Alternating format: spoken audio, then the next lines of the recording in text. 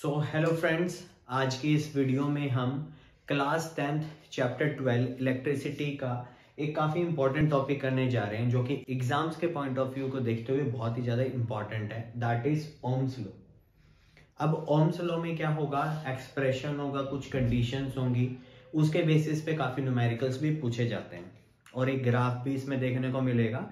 तो चलिए शुरुआत करते हैं। तो सबसे पहले ये बात करते हैं, ये ओम्स लॉ दिया किसने था। तो इसकी शुरुआत हुई कि 1827 में जॉर्ज साइमन ओम ने एक रिलेशन दिया, और वो क्या रिलेशन था, वो पोटेंशियल डिफरेंस और करंट के बीच में उसने रिलेशन बताया। और उन्होंने क्या बोला कि the potential difference is directly proportional to the flow of electric current. यानी डायरेक्टली प्रोपोर्शनल का क्या मतलब हो गया कि अगर ये क्वांटिटी अगर करंट इंक्रीज करता है तो पोटेंशियल डिफरेंस भी इंक्रीज करेगा, या फिर potential difference across the circuit increase करता है तो यहां पे करंट भी अपना इंक्रीज करेगा। उसके बाद क्या होगा, जब हम प्रोपोर्शनलिटी का साइन अगर हटाते हैं तो उसकी जगह हमें एक कांस्टेंट यूज करना होता है, तो हम इक्वल लगा के और कांस्टेंट यहां पे लगा देते हैं आर।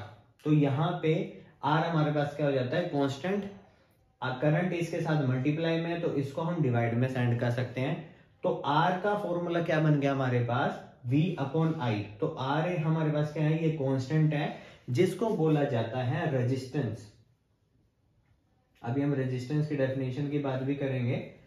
तो यहां क्या हुआ, तो V upon I will be constant and it is equal to R. अब जो रेजिस्टेंस है उसको अच्छे से समझते हैं। जैसे कि अगर आपने फोर्स के चैप्टर में पढ़ा होगा, फ्रिक्शन। फ्रिक्शन क्या होता है, अपोजिंग फोर्स होती है जो कि जो मेन अप्लाइड फोर्स है उसको डिक्रीज करती है, वो रिटार्डिंग फोर्स है। ठीक है, ऐसे ही हमारे पास फ्लो ऑफ करंट में जो भी ऑब्स्ट्रक्शंस आती हैं जिसकी वजह से करंट अच्छी तरह से फ्लो नहीं कर पाता, उसी प्रॉपर्टी को हम रेजिस्टेंस कहते हैं। तो हम लिख सकते हैं the property by which there is a obstruction, या it resist the, there is a resist to flow of charges। क्योंकि फ्लो ऑफ चार्जेस को ही हमने करंट बोला है, और चार्जेस के फ्लो में जो भी ऑब्स्ट्रक्शन जो भी उसमें रुकावट आएगी उसी को हम रेजिस्टेंस बोल देते हैं। अब जो हमारे पास फॉर्मूला है, रेजिस्टेंस का फॉर्मूला हमारे पास बन गया कि पोटेंशियल डिफरेंस को अगर आप करंट से डिवाइड कर दोगे तो आपके पास क्या आ जाएगा, रेजिस्टेंस।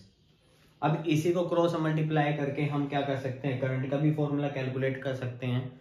वैसे तो करंट क्या होता है, चार्जेस अपॉन टाइम, लेकिन इस फॉर्मूला के अकॉर्डिंग क्या हो जाएगा, current will be potential difference divided by resistance. और इसी तरह अगर हम रेजिस्टेंस, जो हमारे पास रेजिस्टेंस है वो 1 कब होगा, जब 1 पोटेंशियल डिफरेंस होगा अक्रॉस द सर्किट और उसी सर्किट में 1 एम्पियर का करंट फ्लो करेगा। जब दोनों क्वांटिटी 1 होंगी तभी तो आपके पास रेजिस्टेंस 1 आएगा। अब इसकी यूनिट की बात कर लेते हैं। आर तो इसमें सिंबल था, जो इसकी यूनिट होती है रेजिस्टेंस की वो होती है ओम। इसको हम OHM से डिनोट कर सकते हैं, या इसका सिंबल है, इसका सिंबल इस तरह से होता है, ये ओम का सिंबल है।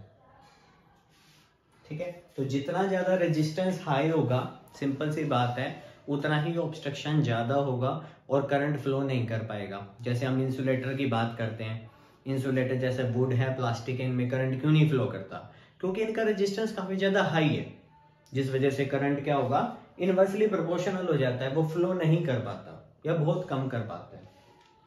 ठीक है, तो ये हमारे पास आ गया।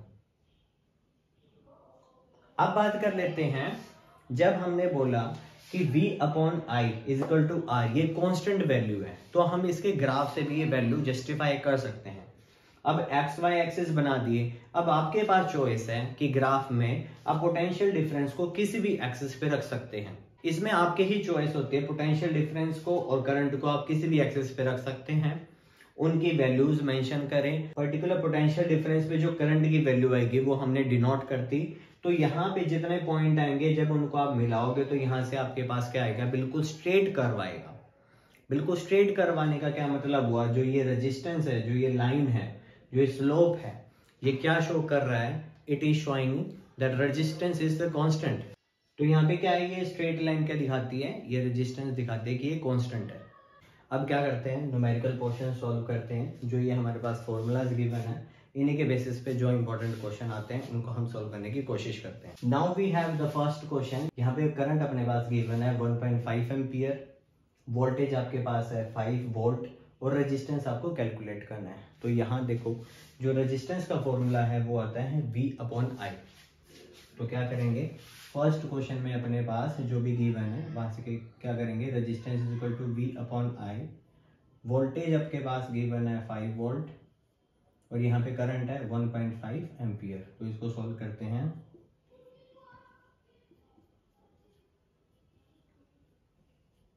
तो आपके पास क्या जाएगा, 3.33 ओम, ये आपके पास क्या होगा, रेजिस्टेंस। उसके बाद सेकंड क्वेश्चन की बात कर लेते हैं। यहाँ हमारे पास पोटेंशियल डिफरेंस गिवन है 12 वोल्ट, रेजिस्टेंस गिवन है 5 ओम और करंट आपको निकालना है। तो आपको पता है V is equal to IR होता है, तो I क्या हो जाएगा, V/R। पोटेंशियल डिफरेंस गिवन है 12 वोल्ट और जो रेजिस्टेंस है वो गिवन है 5 ओम। ठीक है, तो इसको कट करो। तो यहाँ आप कट करके देख सकते हैं,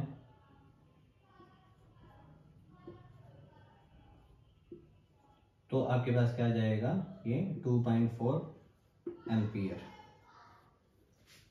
ऐसे करना होगा। अब बात कर लेते हैं थर्ड क्वेश्चन की। थर्ड क्वेश्चन में आपके पास करंट है 7 एम्पियर, रेजिस्टेंस है 2 ओम और वोल्टेज बतानी है। तो करते हैं, V is equal to IR।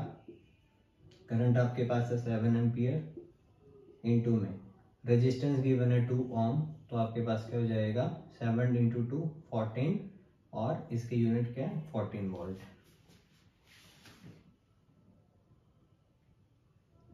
अब फोर्थ क्वेश्चन की बात कर लेते हैं। यहाँ क्या गिवन है, चार्जेस गिवन है, टाइम गिवन है, रेजिस्टेंस गिवन है, वोल्टेज आपको कैलकुलेट करना है। तो करंट गिवन नहीं है, लेकिन करंट के हमें फॉर्मूला पता है कि चार्जेस अपॉन टाइम होता है, तो वहां से इसको कैलकुलेट कर लेते हैं। फोर्थ क्वेश्चन क्या है, पहले करंट निकाल लो, चार्ज अपॉन टाइम, ये क्या हो जाता है, चार्ज है 15 कूलम, टाइम है 2 मिनट। तो 2 मिनट का इसको सेकंड में कर लेते तो 120 सेकंड।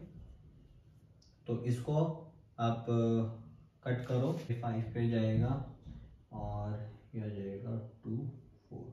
तो 3/24 ये आ जाएगा एक तरह से 0.125 एम्पियर। ऐसे आ जाएगा। अब बात कर लेते हैं फिफ्थ क्वेश्चन की। फिफ्थ क्वेश्चन में आपके पास गिवन है, अगेन चार्ज गिवन है, टाइम गिवन है, रेजिस्टेंस गिवन है और आपको क्या निकालना है, वोल्टेज, पोटेंशियल डिफरेंस। तो पोटेंशियल डिफरेंस का फॉर्मूला होता है V is equal to IR। Current आपके गिवन नहीं है तो आप क्या कर सकते हैं, charge upon time into R। Charge given है आपके पास है 30 कूलम, टाइम गिवन है 2 सेकेंड और रेजिस्टेंस गिवन है आपके पास 15 ओम।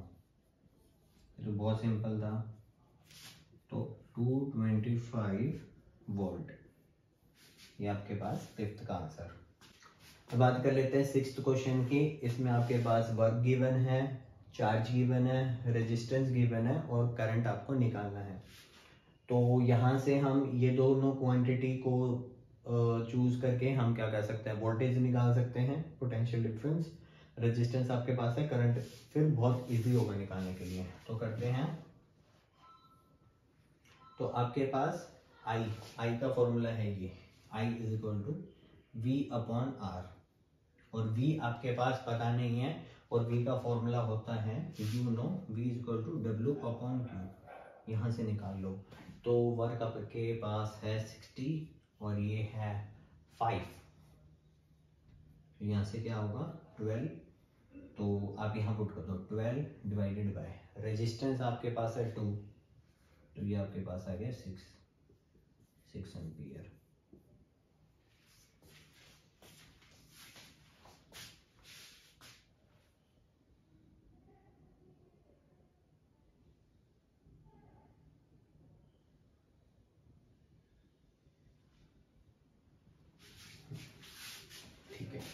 अब बात कर लेते हैं 7th क्वेश्चन की। 7th क्वेश्चन में आपके पास वर्क गिवन है, चार्ज गिवन है, करंट गिवन है और रेजिस्टेंस आपको फाइंड आउट करना है।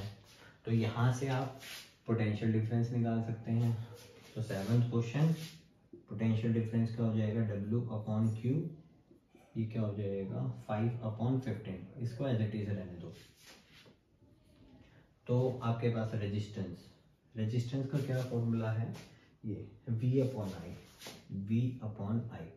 तो इसको पुट करें, V अपने पास क्या है 5/15, ठीक है, और करंट कितना गिवन है 50, ये हो गया 50।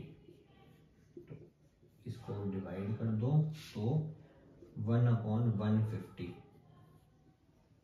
और जब इसको सिंपलीफाई करते हैं तो आपके पास आ जाएगा 0066 ओम, ठीक है। इसको कैलकुलेट कर सकते हैं आप रफली। अब 8th क्वेश्चन कर लेते हैं। 8th क्वेश्चन में आपके पास चार्ज गिवन है, टाइम गिवन है, वर्क गिवन है, लेकिन रेजिस्टेंस आपको निकालना है, ठीक है। तो आपके पास वोल्टेज भी गिवन नहीं है, करंट भी गिवन नहीं है, आपको दोनों को कैलकुलेट करना है पहले। तो सबसे पहले करंट निकाल लेते हैं, चार्ज अपॉन टाइम। चार्ज आपके पास है 100 और टाइम आपके पास 2 सेकेंड, तो ये आ गया 50 एम्पियर। यहाँ से आप क्या कर सकते हो, पोटेंशियल डिफरेंस भी निकाल लो, V = W/Q, ये आ गया आपके पास 5/100।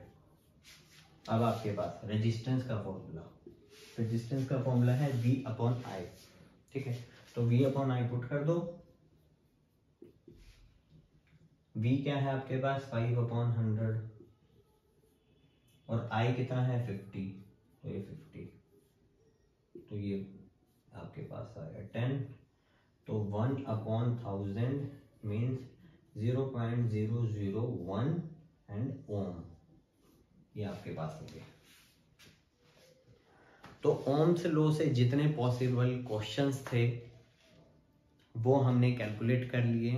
पोटेंशियल डिफरेंस, करंट और रेजिस्टेंस के काफ़ी सारे न्यूमेरिकल्स हमने ट्राई कर लिए। अब इसके बाद एक और टॉपिक आता है कि what are the factors affecting resistance, और उसका भी एक फॉर्मूला, उससे भी काफ़ी सारे क्वेश्चंस आते हैं जो कि हम नेक्स्ट वीडियो में डिस्कस करेंगे। अगर आपको ये वीडियो इन्फॉर्मेटिव लगी है तो आप इस वीडियो को ज़्यादा से ज़्यादा शेयर करें अपने फ्रेंड्स के साथ और क्लासमेट्स के साथ। अगर आप इस चैनल पे नहीं हो तो सब्सक्राइब जरूर करें।